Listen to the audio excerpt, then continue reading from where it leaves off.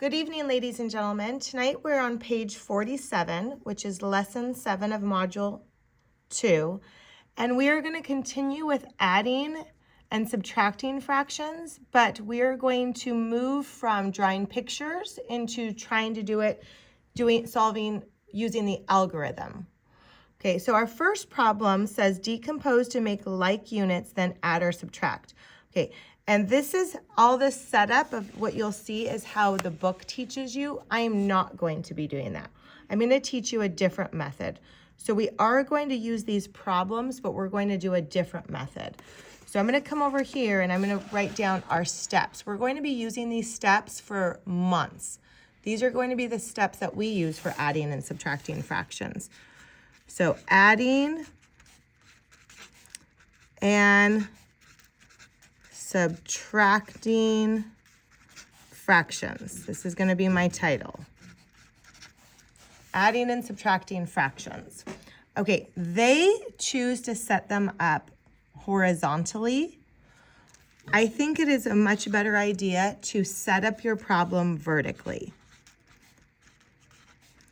And the reason I want you to get in the habit of this is as the problems progress in like rigor or how difficult they are, there's going to be many steps, and this will allow us to work our problem across the paper.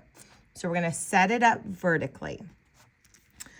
The second step is we need to find what's called a common denominator. And the way you find a common denominator, they refer to it as like units, but we need a common denominator. You do something called the least common multiple. So I'm going to say LCM, but then I'm going to draw like an arrow up here and say what that is. So LCM is your least common multiple. And I will show you what that is, and we will be practicing that a lot. Okay, step 3 is add or subtract whatever the problem tells you to do, but you need to do fractions first. So we always add or subtract the fraction first. Just like when I do a non-fraction problem and I'm doing whole numbers, I add or subtract the ones place first because I'm always starting on the right side of the problem. Okay, again, just like when I add or subtract whole numbers and I start with my ones place, I may need to borrow. So borrow if needed. Borrow if needed, just like you do with whole numbers. Okay, step 4 is if you come up with what we've been calling a greater than 1 fraction, we want to fix it. So fix greater than 1. Sometimes people refer to them as improper fractions. And we've been doing that already. You've been doing this greater than 1 fractions. And remember, the way that we've been fixing them is we've been using division. And we've been thinking about that in and out idea. So we're going to use division and in and out. Step 5, which we have not really started and we'll do a little bit more as we go, is going to be to simplify if possible. Now, this is another thing that we use. We use what's called the GCF, not LCM, but the GCF, which stands for greatest common factor. So a lot of notes. These are going to be, again, our steps we're going to use for months. So I don't expect you to have these memorized, but I do expect you to always refer back to them, and we'll have them in class as well to refer back to. But this is what we're going to be following for months, these 5 steps. Okay, So now let's actually get started on our problems. So number one, here's my actual problem. This is my actual problem. 2/7 plus 12/28. And they give us some extra work there. We're not going to do what they're doing. We're going to use our steps. So I'm just glancing back. So it first says set up vertically. So that means I'm going to set it up 2/7 plus 12/28. And I'm going to have to write a little bit small, or I'm going to have to use separate paper because I need more room right here. So you might need to get separate paper if it's not enough for you. Okay, so I've set it up vertically. The next thing says I need to find common denominators. So if I look, I see 7 and 28 are not the same. So I need to make them the same. So I wrote in my notes, there's something called least common multiples. So that is kind of my multiplication fact. So I'm going to come up here and I'm going to list my multiplication facts for 7. Well, 7 times 1 is 7. 7 times 2 is 14. 7 times 3 is 21. 7 times 4 is 28. And I could keep going. 7 times 5 is 35. For 28, I have 28 times 1 is 28. 28 times 2 is 56. But I'm going to actually stop because the least one means the smallest that they have in common is 28. A lot of times it will be one of these. So they both have 28 as their least common multiple. So what I'm going to do is I'm going to come over here and I'm going to choose 28 as my new denominator. That is my new denominator. Now, what we had been practicing before, and I'm going to change colors just so you can see it a little bit more clearly. What we'd been practicing before is this whole idea that I can multiply a fraction by 1 and it not change. So over here, what I did is 12 times 1 and 28 times 1, because 28 times 1 is 28, so 12 times 1 is 12. So obviously that fraction did not change because I multiplied it by 1 over 1. But here it's going to be a little different. How did I go from 7 to 28? 7 times what equals 28? Well, 7 times 4 equaled 28. So to make it fair, I need to also multiply my numerator by 4. So 2 times 4 is 8. That created an equivalent fraction. So 2/7 is the same as 8/28 because remember this 4 over 4 is multiplying it by 1. And you don't have to draw this with me, but I'm going to show you what this looks like. So I'm going to draw it in red so you know you don't have to draw it. What I had was, originally, I had 2/7. So I'm going to cut this into 7 parts. And I only had 2 of the parts. I had 2 of the parts. So that's what I had. I had 2 of the 7 parts. Well, what I did now is I cut it more. I cut it into 28 parts. So now it's cut into 28 parts. And look how many I have. 1, 2, 3, 4, 5, 6, 7, 8 of the 28. So these are equivalent fractions, but now I can solve my problem because I have the same denominators. So once I have the same denominators, I'm able to go on to step 3. So step 3 says add or subtract, fractions first, borrow if needed. Well, I don't need to borrow because it's addition. So I have 8 plus 12 is 20/28. So I added my numerators and my denominator stays the same. So my answer is 20/28.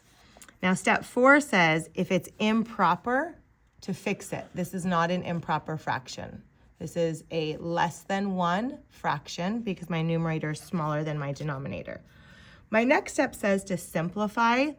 we have not practiced this one too much. When I simplify a fraction, what I'm doing is I'm dividing it by the largest number that both of them can divide by. So what's the largest factor? Factors are numbers that fit into them. So what's the largest number that fits into both of them? Well, they're both even numbers, so 2 fits into them both perfectly. But the largest number that fits into both of them perfectly, I know is 4. So if I divide them both by 4, again, that's allowed because as long as I'm doing the same thing to both of them, it's really divided by 1, I would get 5/7. So these are both equal. This is a little bit better because it's simplified. But again, they're both equal fractions. Okay, let's try another one. Number 2 says 11/12 take away 6/24. So we're not going to do their method. We're going to set it up vertically. 11/12 take away or subtract 6/24. So that's step 1.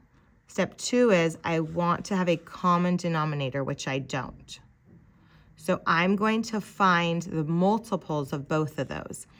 Now, over here, I did both of them. I sometimes like to just start with the smaller numerator. So I have 12. 12 times 1 is 12. 12 times 2 is 24. And I already know 24 is going to work for this. So I'm going to say 24 is my least common multiple. 24 is going to be my least common multiple. So how did 12 denominator turn into 24 denominator? I multiplied it by 2. So I need to multiply the numerator by 2 to make it fair, because then it's only multiplying by the equivalent of 1. So 11 times 2 is 22. How did 24 denominator turn into 24? I multiplied by 1, so I'm also going to multiply that one by 1. So that would be step 2. I made them now have, and sorry, this one I did not make super clear. I now made them have the same denominator. So now I can continue with step 3, and it says add or subtract or borrow if needed. Well, 22 take away 6 I'm able to do. That is 16. And my denominator stays the same. So my answer is 16/24. Now, if I want to make this better, I can ask myself, number 4 says, step 4 says to fix it if it's greater than 1. This is not greater than 1. And step 5 says to simplify. So simplify means, can I divide the numerator and the denominator by a number to make it in its smallest form? So I'm going to ask myself, what's the greatest common factor? What's the greatest or largest number that fits into both of these? And the more you know your times tables or your basic facts, you'll start to see these. I know that 8 fits into both of them. So I can divide them both by 8, and I get 16 divided by 8 is 2. 24 divided by 8 is 3. So my simplest form answer is 2/3, but they are both correct. They are both correct. Okay, we are going to try 2 more. This one, my problem says 1/5 plus 12/20. So we're going to set it up vertically. Step 2 is we need a common denominator. So what's my smallest number that they both have as a multiple? So I can list them. I'm going to start with my 5 over here. So what are my multiplication facts for 5? 5 times 1 is 5, 5 times 2 is 10, 5 times 3 is 15, and 5 times 4 is 20. And if I did my 20, I'd get 20 times 1 is 20. So the smallest or least one they have in common is 20. And again, a lot of times it will be one of these. So that is going to be my new numerator. And I'm always going to write in between what happened. So how did my new denominator. How did 5 turn into 20? Well, I multiplied it by 4. So I need to multiply this one by 4. So 1 times 4 is 4. How did this 20 turn into 20? Well, I multiplied it by 1. So I'm going to multiply that by 1 and I get 12. So I now have same denominators and I'm ready to go on to my next step. So it says add or subtract fractions first. So 4 plus 12 is 16/20. And that is my answer. I don't need to do step 4, which fix it greater than 1 fractions. I could simplify it. I could ask myself, what could both of those be divided by? What's the largest number? And again, the more you know your times tables, this will work easier for you. So what's the greatest common factor or the greatest common number that fits into both of them? And I know it's 4. So 16 divided by 4 is 4, and 20 divided by 4 is 5. So those are both answers, and they would both work great. Okay, the last problem we're going to try together, this is a very long video, I realize that, is right here. 5/9 take away 9/27. So we have 5/9 subtract 9/27. Step 1. Step 2 is, what is my common denominator going to be? So I can come over here and move to the side, and I'm going to list those multiplication facts. So 9 times 1 is 9, 9 times 2 is 18, 9 times 3 is 27. And look what it's going to be for 27. 27 times 1 is 27. So the least one they share is 27. So that's going to be my least common denominator, and they're the same. What's going to be in my new numerators? What happened to this 9 to turn it into a 27? Well, it was multiplied by 3. So what happened to this 5? I have to do the same. So 5 times 3 is 15. What happened to this 27 to turn into 27? Oops, sorry, times 1. So that's going to also be times 1 because I have to do the same thing to them. Right, so now they're the same and I can go into step 3. So I'm going to add or subtract. So 15 take away 9 is 6 and my denominator stays the same. Okay, this is not a greater than 1 fraction. This is not a greater than 1 fraction, but I could simplify it. So I know the greatest common factor or greatest common fit-in number would be 3. So I'm going to divide them both by 3. And I get 6 divided by 3 is 2, and 27 divided by 3 is 9. So I am getting 2/9. Okay, ladies and gentlemen, I hope that that is helping you and starts to make a little bit more sense. We're going to be practicing this for a very long time. So please put on the bottom how you felt, and we will work on it in the morning. Have a great night.